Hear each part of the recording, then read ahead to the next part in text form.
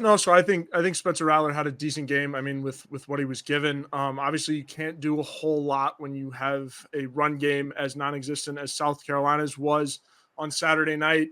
Guys, going forward, how do you fix the run game? Can you? Collyn, I'll let you do the honor.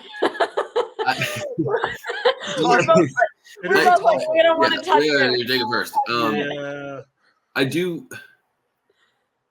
I always subscribe to the idea that it's never as good as it seems, and it's never as bad as it seems. Do I think that the run game was good? No, it was very bad last night, and nearly every single number tended to back that up. Not just running back, but offensive line, everything.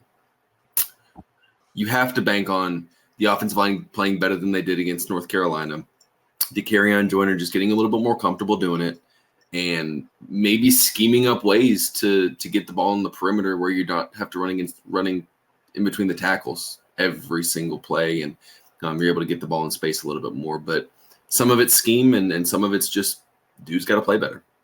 I would echo everything that Collyn said. I don't think there's much more you can do outside of that. At the end of the day, I don't like this quote at all. I actually can't stand the quote. It is what it is. So I don't want to say that, but you kind of have what you got at the end of the day. So you have to figure out a way to make do with what you have. And I don't know if it's necessarily that you're going to see this huge growth in the offensive line from the start of the season to the end of the season.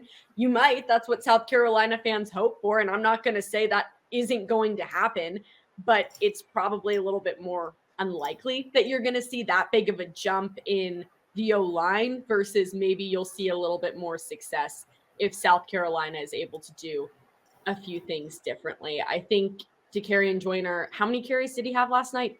12 carries last night.